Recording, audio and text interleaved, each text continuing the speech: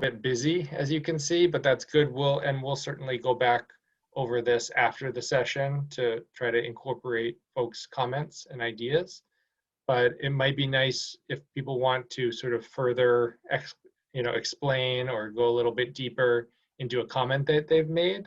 Now would be a good time. I know that there was some discussion over on the right side here related to empowerment. And I don't know if it got written in, but we had some discussion on the topic in our session as well. But does anyone have a burning comment or thought or question that they want to expand on that's already in the Padlet or that hasn't gotten written in? Or a summary? Does anybody want to do a summary of our group? Because we had a lot of good comments. And Jerry was in the middle of something cool and just got cut off. Is it helpful for me to continue to share the screen, or is it more distracting and you want to just see each other? Maybe see each other. Everybody should have access to the Padlet, I think. Sanja or Gloria or anybody, do you want to kind of give an overview of what we said? Our collective views? Sure. We talked about the aspect of the original definition that mentioned realizing the dream, and from that went into a conversation about kind of how it resonated with the feel of community psychologists coming in to help the folks that are being helped, or the folks that we are working with, to realize or access something as if they had some sort of deficit in the first place. And so wanted to include language more about recognizing the assets that they bring to the table, the awareness, and highlighting the partnership aspect that community psychologists are coming in to partner with communities to define strengths, to define their assets, to define pathways forward towards well-being, or how to promote that well-being as well. And I know I'm missing some stuff. There's another point that I think Dario made that was very helpful. You can jump in. I think it's Dario, if you want to share that point, because I thought it was. I think, yeah, no, when we were activating that sort of like the language of using dream, and like how it sort of like was thematic to like American dream or like Western notions of wellness, and pathologizing like illness onto communities that we believe are foreign to like us being like the general like practitioners, and foreign being like perhaps communities that are marginalized or like not completely clinically understood as a result of our lens of, you know, Western notions of wellness. And also recognizing that we're learning in the process too, that we grow with those with whom we partner. Yeah, that was a big theme, the reciprocity, that we're kind of, both of the definitions are, I don't know, there's still something in there that people were sensing that's saying we're providing gifts, but not necessarily talking about how we're benefiting and growing, and the reciprocity of it all. And did that get written in the Padlet? Yep. Oh, great. That's just what I was thinking. I was scrambling to write that down, but yeah, that's good. Yeah, we got it all down.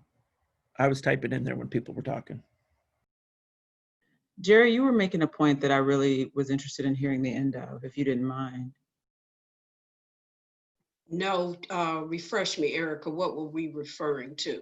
Well, you said that I know Susan was talking about maybe adding in policy, and then from there you were saying something, your initial statement was about how it just didn't seem to go hard enough, like if I'm paraphrasing you properly, and that there might be something that just feels off still. Yeah, it actually still feels off, and without really sitting and really digesting it, what came up right away was the first line, using principles of CP.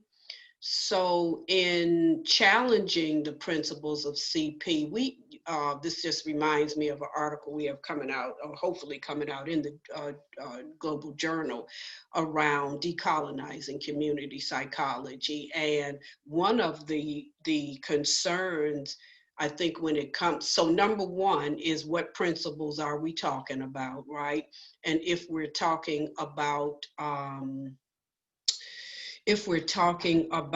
like sense of community, you know, so principles, I guess we're talking about like research, maybe there's participatory action, etc. So it's something about all of that that I think all of us are hoping to change in Brad is saying critical reflex. Yeah, something about the principles of CP, because I think many of us are no longer ascribing to them. Like, for one, empowerment, the term empowerment, right?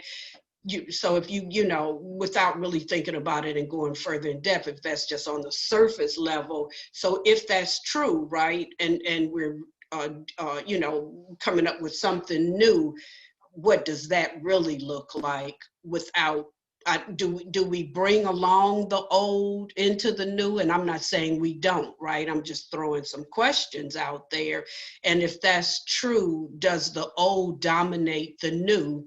And it's just sort of like an add-on versus a intersection versus a intermingling of old and new, so to speak. I don't see enough of how new community psychologists are thinking in either definition. Definitely, you know, we're saying the old one is out, but even the new one seems to not reflect that thought, you know, the new school of thought, so to speak.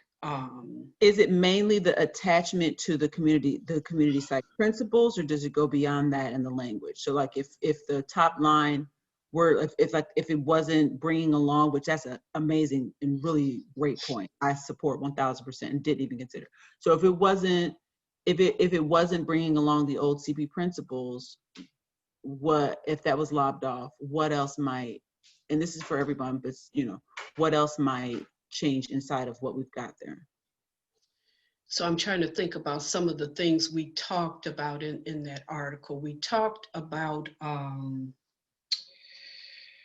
even Eurocentric curriculums, so to speak. We you know, even how, you know, what does a new definition include that says we don't, or we are looking to decolonize Eurocentric curriculums, even in community psychology, right? And I think we're all in agreement, not enough BIPOC voices are in the whole community psych field in general, if that makes sense. You know, as I'm thinking through it and without really sitting, you know, and delving into it and getting it clear, I'm kind of throwing out more themes than I am something specific, right? But hopefully that's something too.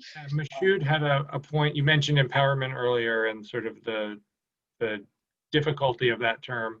Mashoud had a point related to empowerment. I don't know if now would be a good time to make that one, Mashoud.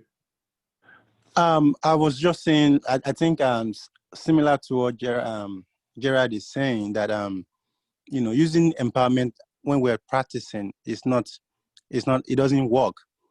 You know, specifically in the community where I practice, the refugee community, where it is the NGO that is using the empowerment over the refugee, because there's no refugee at the table making decision. Yet when they say they are empowering the refugee, you know. So I'm thinking like, how does that even work? How do we use it? And it's part of what I'm learning as a community psychologist. At least it's part of the training I've been getting. So the question that I keep asking is, instead of the empowerment, I change it to using accompaniment, you know, because I know we can follow people from one junction to the other and hold their hand, instead of saying we are using empowerment, which I don't get it. So that's what I was sharing. Thank you. So you're talking about accompaniment. That's the term that you just mentioned? Yes. Great. And it's interesting, Mashoud actually challenged me to think about accompaniment through the lens of kind of where it got its origins from. And when I looked at those ideas, I found like liberation psychology from, Black psychologists in South America at the origins there, and accompaniment being kind of an offshoot of that, or a way to make those ideas accessible to other groups. And so I really appreciate looking at accompaniment and liberation psychology as well, and trying to find a way to make that a part of this. I think of the new definition as an external way of community psychology, but are we still looking at the assets of the community psychologists? Like I could speak for myself. I'm 100% artist. And in community psychology, I want to be able to bring those assets into the field to make the field, expand. Does the new definition allow room for the assets of the community psychologists? That's deep. It could maybe do more. What could we change about the part where it says, all other spaces expressing a desire for collaboration using a variety of methodologies? Could that statement, a variety of methodologies, do more to speak to what you're talking about, Grishma? If I could be transparent, it still sounds very quantitative heavy, maybe a little qualitative, but it still doesn't welcome, different platforms of human thought. I think that's what Berner talks about. How can you use human thought as how can you use human thought as a tool to express something? Do I make sense? Yeah, and I'm hoping that your intentionality might come across either on the Padlet or somewhere, or just an email or something, like to make sure that the language gets right. Because, and then it's also interesting to think about, like, how long should it be? Is there a limit? Like, can it just go on and on, or should it be succinct? Because I think that every single thing that was mentioned here is important, but it's a definition that will hopefully have a home somewhere within our work. And so what should it look like? But making sure that it's authored in some way by those who are thinking about these ideas, most presently, specifically the role of the community psychologist from the standpoint of being an artist or whatever other status they hold. Yeah, no, you make a good point, because I think even Tiffany brought this up. She mentioned that community psychology is very practice heavy, right? But so if we're really practice heavy, why are we not advocating for practice heavy, fill in the blank, dissertation, thesis, projects, But then we have to ask, I'm dominating, but this is the last thing I'm gonna say, I'm gonna stop talking. Then we have to ask, are we making sure that we're talking about community practice, and what is community practice? To Jerry's point, if we're going to start off linking it to the principles, I guess in some way it has to talk about the principles. Would that be separate from how it's used, or should it, because it's part of our effort has been like detangling it, practitioner from practice. Do you all think that they should be detangled, or that they should be inherently intertwined? That's what the space is, right? For that voice, for that dialogue, for that respect and reciprocity. I'm also kind of struggling a little bit, especially hearing Grishma's, statement. Is this an ideal definition, or is it a real definition? Because I saw a couple of people, including myself, when it's like, we're a practice community, a couple of people raised their eyebrows like, are we? Is community psychology practice oriented? Because I don't feel like it is. I feel very, very much especially within SCRA, that it's very research oriented. And I don't necessarily feel like practitioners or educators are supported. So is this a real definition, or is it an ideal definition? And I've been kind of wrangling with that as I've been listening to folks talk.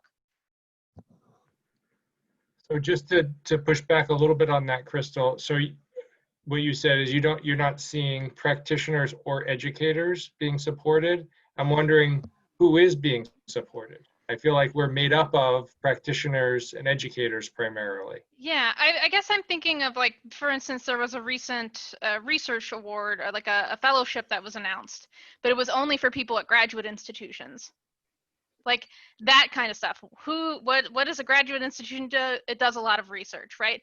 And that's not to say that graduate institutions don't also do practice and stuff, but like the majority of community psychologists are not at R1 institutions or R2 institutions. They're elsewhere. They're in the community. They're at smaller undergraduate only institutions, stuff like that, right? And so that's where I see that tension often arise, because as somebody that's not at a PhD granting institution, I see a lot of opportunities closed for me personally. And I know from speaking to practitioners that they feel that even more doors are closed for them within SCRA, not necessarily community psychology, because SCRA is not the only place where people can do community psychology. So that's kind of what I mean by that. Gotcha. Is that Okay, it yeah, seems like there's thanks. this kind of elevation of research over practice and action and education a lot of times. Yeah, absolutely. And that's definitely, one of the key goals of this process that we're going through is to try to dismantle and get rid of that hierarchy, and recognize that, the vast majority, and I think it's aspirational in the sense of what we want it to be, but I think it's also more accurate to real than what an older definition might have been. So by elevating research as what community psychology is, that's actually it's not reflective of the reality of the majority of community psychology. So we want a definition that is reflective of the majority and also pushes us towards where we want to go. I mean, as a new community psychologist, it's my understanding that what we are is we work in a space where research meets practice.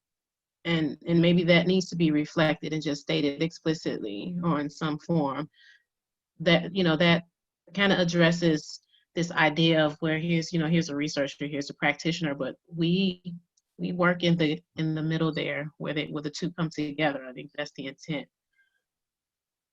I agree. Like theory and praxis shouldn't necessarily be mutually exclusive. They inform each other and feed off each other, and then create an output where social change or other kinds of things create positive outcomes.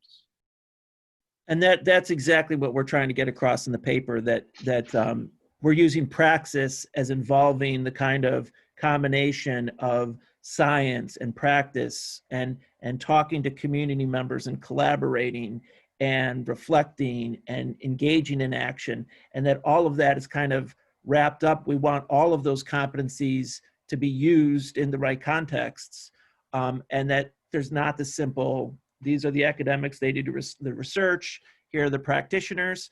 In SCRA, there's some reason to have that divide because it's been unjust politically. But in terms of the way we work and the way we want to teach it in our programs and engage with others, we want it to be all together in a praxis, cyclical praxis. So I see August's comment that we're out of time, but the Padlet will stay open. So if you get a thought tonight or tomorrow or whenever, if you want to go in and add it there, we'd love it. We'd appreciate it, and we'll try to incorporate it into into the paper. Thank you, everybody, for your engagement. And thank you so much. Thank you. This has been really good. Thank you, Thank everybody. you. This is a lot of fun. This was awesome. We Folks are ran fun. out of time. Tiffany, you can chat. Oh, let me get it.